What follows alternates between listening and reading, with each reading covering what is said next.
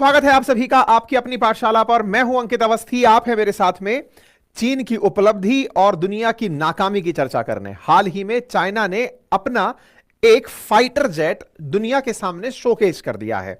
और ये जो फाइटर जेट शोकेस किया है, असल में इसे बड़े ही विचित्र अंदाज में किया है। बस हवा से उड़ा दिया और उड़ाकर लोगों ने तस्वीरें खींच ली। तस्वीरें खींचकर निकल कर आया कि यार कुछ तो मामला है, क्योंकि ये साधारण चीज नहीं है जो आकाश में उड़ रही है। लोगों ने तस्वीरें खींची तो चर्चाएं तेजी से होने लगी कि भाई क्या है ये। और जब चीजें निकल कर आने लगी तो इस अनआइडेंटिफाइड फ्लाइंग ऑब्जेक्ट को कहा गया कि जो आज तक नहीं, जिस तरह की डिजाइन अब तक नहीं बनी, उस तरह का अगर कोई फाइटर जेट उड़ा है तो निश्चित ही ये नई श्रेणी का फाइटर जेट है। ऑलरेडी 5th जनरेशन के फाइटर जेट्स दुनिया भर में आ चुके हैं, ऐसे में ये 6th जनरेशन का फाइटर जेट है। जानने योग्य बात यह है कि अमेरिका खुद भी अभी तक केवल 5th जनरेशन ही फाइटर जेट्स बना पाया है। और अमेरिका के द्वारा 5th जनरेशन फाइटर जेट बने होने के बावजूद आज जब हम 6th जनरेशन की बात करने निकले हैं तो निश्चित ही चीन ने अमेरिका से बढ़कर कुछ कर दिया है। बस यही सबसे बड़ी खबर है, क्योंकि चीन ने 6th जनरेशन फाइटर जेट की जो तस्वीरें इस समय सोशल मीडिया पर तैरी हैं, जिसकी तस्वीरें इस तरह से हैं कि लोग वीडियो बना रहे हैं और उन्हें साझा कर रहे हैं। इन तस्वीरों को देखकर, अभी अपन तो कोई इसके एरोडायनेमिक्स के जानकार नहीं है, तो जो भी मैं आपको जानकारी दूंगा एविएशन के सेक्टर में वो सब अखबारों से या सोशल मीडिया से लिखी और पढ़ी जानकारी होंगी जो मैं आपके साथ साझा करूंगा। बट इटसेल्फ ये अपने आप में बड़ी ही अपने आप में बड़ी क्यूरियस खबर है कि आफ्टर ऑल चीन ने यह बना क्या लिया है। ये जो उड़न तश्तरी सी दिख रही है, कहा जा रहा है कि चीन 2017 से इस पर काम कर रहा था। अब तक चीन पर लांछन लगता आया है कि वो अमेरिका की नकल करता है। उसने 5th जनरेशन को F-35 और F-22 से कॉपी करके बनाया है, लेकिन 6th जनरेशन तो अमेरिका खुद नहीं बना पाया है। लेकिन इस बीच में आपके दिमाग में यह सवाल आए कि चाइना वाले इतने तेज कैसे निकल गए, लेकिन उससे पहला सवाल यह भी आएगा कि इसने कुछ बना लिया तो हमारा क्या होगा, क्योंकि हम तो पड़ोस में ही रहते हैं, हमारे साथ ही इसका हॉट टेंशन चल रहा है। तो हमारे साथ टेंशन चल रहा है तो हमारी कितनी तैयारियां हैं, तो आज के सेशन में सब जानेंगे। फिलहाल के लिए सुर्खियां देख लीजिए, क्योंकि खबरें इस तरह से हैं कि चीन ने हाल ही में अपना नया फाइटर जेट आसमान में उड़ा दिया है और नेटिजन्स का मानना है, यानी कि इंटरनेट के जनता का मानना है कि यह 6th जनरेशन का फाइटर जेट है।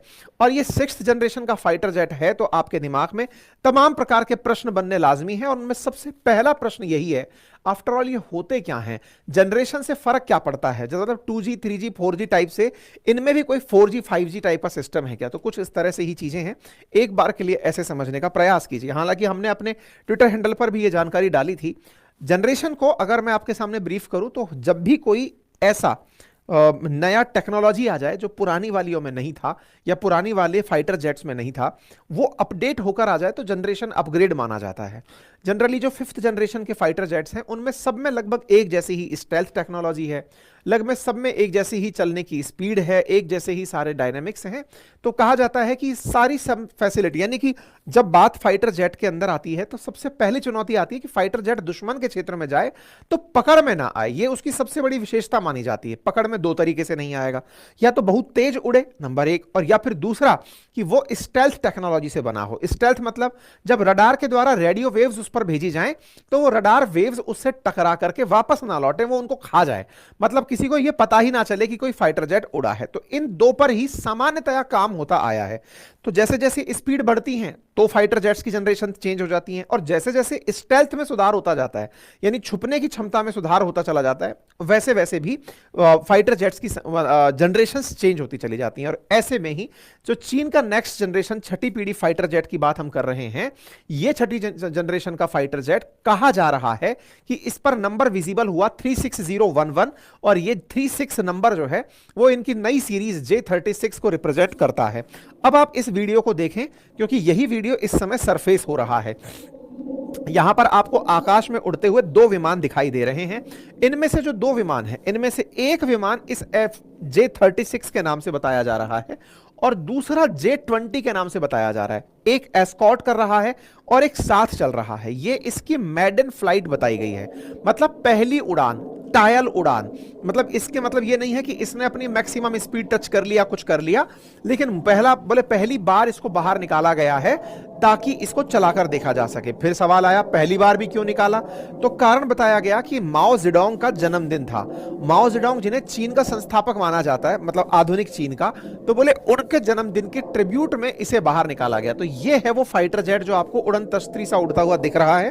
तो इसके इंटरनेट पर इस समय वीडियो वायरल हो रहे हैं, लोगों ने इसको अपने मोबाइल फोन से कैप्चर किया है। यही कारण है कि इंटरनेट पे जहां तहां इसके ट्वीट्स डले हुए हैं कि एक ऐसा फाइटर जेट देखा गया। अब चूंकि इसके नीचे की तस्वीरें भी लोगों ने कैप्चर की हैं, तो फिर वही जो जानते हैं, यानी फाइटर जेट्स के बारे में जानते हैं, उन लोगों का प्रिडिक्शन है कि इसमें हो सकता है इन्होंने 3 इंजन लगाए हों। अब ये 3 इंजन की कहानी क्या है? देखो, जितना कम इंजन होता है विमान में उतना वजन कम होता है, उतना वजन कम होता है तो उसके अंदर उतनी ज्यादा मैनूवरिंग, यानी कि मुड़ने की, बचने की क्षमताएं होती हैं।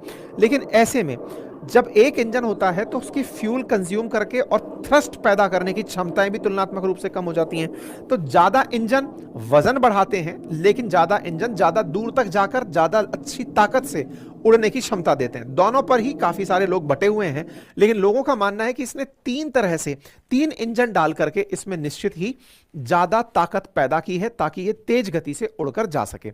एक और जानकारी इसमें निकल कर आई कि बोले इसने बिना टेल का बना दिया है। अक्सर अगर आपने फ्लाइट्स देखी हो तो सबके पीछे पूंछ होती है जो कि इनकी फ्लाइट को चलने में मदद करती है। बोले इसने इस तरह से बना दिया है कि पीछे टेल ही नहीं है, तो ऐसे में उसको उड़ाना अपने आप में एक बड़ा चैलेंजिंग काम है।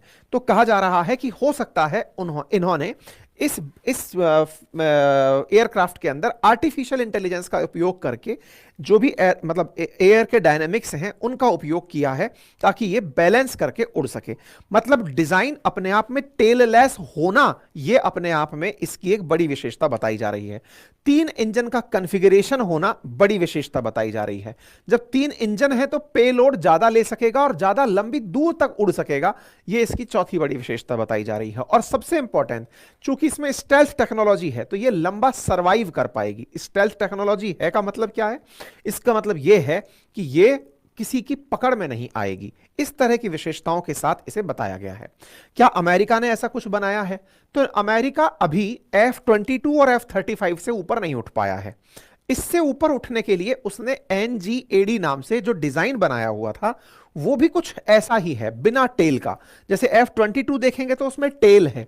NGAD इसने नेक्स्ट जनरेशन एयर डोमिनेंस के नाम से लॉकहीड मार्टिन को टारगेट तो दिया हुआ है कि तुम बनाओ और इससे भी ऊपर जनरेशन का बनाओ। अब आपके दिमाग में फिर सवाल आने लगेगा, 5th जनरेशन में बहुत अच्छा स्टेल्थ की पकड़ में ना आए तो फिर 6th जनरेशन की जरूरत क्या है? तो अब इसको भी थोड़ा सा समझ लेते हैं। देखिए क्या है कि पकड़ में ना आए, जब ये लाइन बोली जाती है ना तो पॉइंट ये निकल के आता है कि पकड़ में ना आए और फिर उससे भी ऊपर का कुछ बना दिया, फिर तो आपने स्पीड में ही कुछ खेला कर दिया होगा, क्योंकि 5वीं पीढ़ी के ही पकड़ में आने बंद हो गए थे। तो आंसर ये है कि 6th जनरेशन में जब आप 5th से 6th मूव होते हैं तो 6th जनरेशन में जो भी ये फ्लाइट्स हैं या फिर ये जो उड़ने वाले जो फ्लाइंग ऑब्जेक्ट्स हैं, इनकी रडार रेंज बढ़ा दी गई है। मतलब जैसे इसमें बताया गया है कि इतने माइक्रोमीटर से लेकर के या इस रेडिएशन रेंज में ये पकड़ नहीं आएगा, तो इसमें वो स्पेक्ट्रम बड़ा कर दिया गया कि इतने बड़े स्पेक्ट्रम में भी नहीं पकड़ा जाएगा। इसकी रडार की रेडिएशंस लिमिटेड हैं, इसकी रडार रेडिएशंस बहुत बड़ा रेंज कर दिया। तो इसका मतलब यह हुआ कि जो जनरली लगते हैं रडार, उनसे तो ये पकड़ में नहीं आएगा, लेकिन अगर कोई रेडिएशंस की रेंज को ऊपर नीचे करे तो हो सकता है पकड़ में आ जाए। तो जो नए जनरेशन के जो फ्लाइट जो बन रहे हैं 6th जनरेशन के, उसमें इस वेवलेंथ की रेंज को बड़ा कर दिया जा रहा है कि इतनी बड़ी वेवलेंथ के रेंज में पकड़ में नहीं आएंगे। ये NGAD की विशेषता इसमें बताई गई है। तो उम्मीद है कि आप लोगों को NGAD या फिर जो नेक्स्ट जनरेशन है उसकी विशेषता पता चले। दूसरा, जनरली जब भी कोई फ्लाइट मतलब एयरक्राफ्ट युद्ध में भेजे जाते हैं तो उनकी 2 तरह की बातें बताई जाती हैं। क्या? या तो वो इन एयर फाइट अच्छी करें, यानी दुश्मन के दूसरे फाइटर जेट से अच्छी फाइट करें, या दूसरा बॉम्बर अच्छे हों। बॉम्बर अच्छा होने का मतलब क्या है? दोनों में अंतर क्या है? जब इन एयर आप उड़ते हैं तो इन एयर आपको दुश्मन के एयरक्राफ्ट के साथ मैनूवरिंग करनी होती है। उसके साथ में जो क्या कहते हैं ना, उसको एक पर्टिकुलर शब्द यूज किया जाता है, अभिनंदन के बारे में यूज किया गया था, जो हमारे वो थे ना एक सेना के अधिकारी जो पाकिस्तान में चले गए थे, मतलब उनका फ्लाइट खराब हो गया था, पाकिस्तान का हमने उनके फाइटर जेट्स गिरा दिए थे। तो ये जो एक डॉग, इसको डॉग शब्द से कुछ आता है, इसका नाम मैं मिस कर रहा हूं। तो होता यह है कि इस तरह से जब दो फ्लाइट्स आमने सामने होती हैं तो मैन्यूवरिंग जितना अच्छे से कोई फ्लाइट कर पाएगी, मतलब कि आगे पीछे अगर अपनी स्पीड को बदल पाएगी या ऊपर नीचे बहुत तेजी से हो पाएगी, तो वो फ्लाइट तो फाइटिंग में अच्छी मानी जाती हैं, या फिर वो जहाज फाइटिंग में अच्छे माने जाते हैं। दूसरे जो बॉम्बर्स होते हैं, डॉग फाइट ही बोलते हैं ना उसको, हाँ मैं डॉग शब्द लेने में थोड़ा सा डर रहा था, और कुछ शब्द बोलते हो तो बता दीजिएगा, मैं थोड़ा सा मिस कर गया था। ठीक है, अच्छा कमेंट्स आ गए हैं आप लोगों के, ठीक है। अच्छा, दूसरा जो है बॉम्बर, बॉम्बर की खासियत क्या है कि आप बहुत तेज स्पीड में तो उड़ रहे हो, लेकिन उड़कर किसी को दिखाना थोड़ी है कि देखा वो कितना तेज उड़ा, ये तो विशेषता नहीं दिखानी है आपको, तो फिर क्या है, उड़कर के दुश्मन के सटीक ठिकाने पर बम गिराना है। तो कितनी जबरदस्त प्रिसीजन है कि आप आवाज की 2 गुना गति से उड़ रहे हैं और उड़ते उड़ते आपने बॉम्ब गिराया और वो एग्जैक्ट जगह पर जाकर गिरा। तो ये 2 काबिलियत जब फ्लाइट्स में होती हैं तो उन्हें उन्नत किस्म की फ्लाइट माना जाता है। तीसरी जो किस्म है वो मानी जाती है कि वो कितना दूरी तक एक बार के फ्यूल में उड़ पाता है। जब ये 3 काबिलियत एक साथ मिलती हैं तो फाइटर जेट की किस्म सुधरती चली जाती है। ठीक है, तो ऐसे में कहा जा रहा है कि जो अमेरिका NGAD बना रहा है उसको 1000 नॉटिकल माइल्स तक, नॉट्स तक उड़ाने की क्षमता रखता है। एक बार में फ्यूल भरा और उड़ा दिया। मैं एक छोटा सा कंपैरिजन दिखाता हूं। दुनिया में जो इस समय 5th जनरेशन के फाइटर जेट्स हैं उनमें भी कितना वेरिएशन है वो देखिए आप। रूस के पास सुखोई 57 है, 5th जनरेशन है। इसके पास में 22 मीटर का लेंथ है। लेंथ ज्यादा होगा तो उसका नुकसान होता है कि रडार में पकड़ में आने वाला क्षेत्र ज्यादा होता है, इसलिए ट्राई करते हैं लोग कि हम और छोटा फाइटर जेट बनाएं, जितना छोटा होगा उतना अच्छा होगा। तो कह रहे हैं कि चाइना वालों ने टेल ही इसलिए हटा दी ताकि टेल से पकड़ में आने का जो क्रॉस सेक्शन है वो कम हो जाए। ठीक है, आप एक कंपैरिजन देखें, इन 3 फाइटर जेट्स को आप देखें तो आप पाएंगे कि यूएस ने F-22 2005 में ही बना लिया था, लेकिन F-35 जो कि 5th जनरेशन ही है, हालांकि स्पीड में इससे थोड़ा कम चलता है, फिर भी वो 5th जनरेशन है। क्यों 5th जनरेशन है? क्योंकि साइज में वो छोटा है। मतलब जब भी कोई फ्लाइट पकड़ में ना आए तो जितना बड़ा ऑब्जेक्ट एरिया होगा चांसेस ज्यादा होंगे, जितना छोटा होगा चांसेस कम होंगे पकड़ में आने के, क्रॉस सेक्शन एरिया कम होगा। तो रूस का जो सुखोई 57 है वो 22 मीटर का है, तो ये 15.6 मीटर का है। इसलिए दुनिया में अब तक का सबसे ज्यादा जो किफायती, सबसे ज्यादा अच्छा जो जनरेशन फ्लाइट माना जाता है वो F-35B है। अच्छा, इसमें भी 3 सीरीज हैं, F-35A, 35B, 35C। इन सबके अपने अपने क्राइटेरिया हैं। जैसे एक का है कि वो वर्टिकल लैंडिंग करना जानता है, F-35B, मतलब चलते चलते धाड़ से नीचे बिठा दिया। इसके लिए आपको रनवे पे दौड़ाने की जरूरत नहीं है, खट से उतारा, नीचे बैठ गया हेलीकॉप्टर स्टाइल में, स्टैंड बाई पे खड़ा रह गया बहुत देर तक। ये इसकी फैसिलिटी है F-35B की। छोटे आकार के फायदे। 35C जो है वो एयरक्राफ्ट कैरियर से ऊपर उठ सकता है। 35A जो है वो छोटे रनवे से टेक ऑफ कर सकता है। तो सारी सुविधाओं के साथ इन्होंने अपना F-35 बनाया। अमेरिका ने, अगर आप केवल लेंथ के आधार पर चलें तो इस तरह से ये बनकर आए थे। ठीक है, वेट के आधार पर भी जो हल्के होते हैं ज्यादा अच्छे होते हैं। फ्यूल कैपेसिटी, अब फ्यूल कैपेसिटी ज्यादा होनी चाहिए तो यहां पर ये ज्यादा जीत जाता है, सुखोई जीत जाता है। ठीक है, यहां पर मैक 2 की स्पीड है तो यहां 1.6 की है, तो फिर स्पीड में ये जीत जाता है। इसकी स्पीड को कंपेयर करने के लिए अमेरिका का लॉकहेड मार्टिन का F-22 है। तो अमेरिका के पास 5th जनरेशन के 2 हैं। चाइना वालों ने 2018 में कहते हैं कि J-20 बनाया था इनके कंपैरिजन में, F-35 और F-22 के कंपैरिजन में, लेकिन हाइट थोड़ी सी, मतलब लेंथ थोड़ी ज्यादा बना के ले गया और स्पीड जो है वो कंपटीशन की लेकर नहीं गया। तो बोले इस तरीके से, लेकिन फिर भी वो J-20 बनाकर 5th जनरेशन बना ले गया। जब ये 5th जनरेशन बनाया तो हाल ही में फिर एक चर्चा निकली और वो ये थी कि चाइना वालों ने J-35 भी बना लिया है, मतलब इससे कम आकार का, तेज स्पीड का और बढ़िया इसी तरह की फैसिलिटीज के साथ, वर्टिकल लैंडिंग वगैरह के साथ F-35 की कॉपी J-35 बना ली है। तो अभी थोड़े दिन पहले सितंबर में उनके यहां पर एक शो था, उस शो के अंदर वो जानकारी निकल के आई थी, तो लोगों ने कहा कि देखो इसने रिवर्स इंजीनियरिंग से बना लिया। लेकिन टेक्नोलॉजिकली जब ये J-36 बना ले रहा है जो कि इनमें से किसी के पास नहीं है, यह दर्शाता है कि केवल रिवर्स इंजीनियरिंग नहीं, वो साइंस पर पैसा खर्च कर रहा है। और पैसा खर्च कर रहा है, नई नई रिसर्चेस पर पैसा खर्च कर रहा है। ठीक है, चाइना 2017 में बोल चुका था कि हम 6th जनरेशन पर काम कर रहे हैं और हम ऐसा बनाएंगे जिससे कि लोगों को एकदम सदमा सा लग जाएगा कि ये बना क्या दिया है। जैसे ये टेराहर्ट्ज फैसिलिटीज पर जनरली नहीं पकड़े जाते 5th जनरेशन, लेकिन जो 6th जनरेशन है ये कितनी भी बड़ी रेंज पर आप नहीं पकड़ पाओगे। ठीक है, इसलिए ये अपने आप में बड़ी बात है। 26 दिसंबर के दिन इस फ्लाइट को उड़ाया गया, अगले दिन खबरों में छपने लगा। 26 दिसंबर के दिन माओ जेडोंग का जन्मदिन था।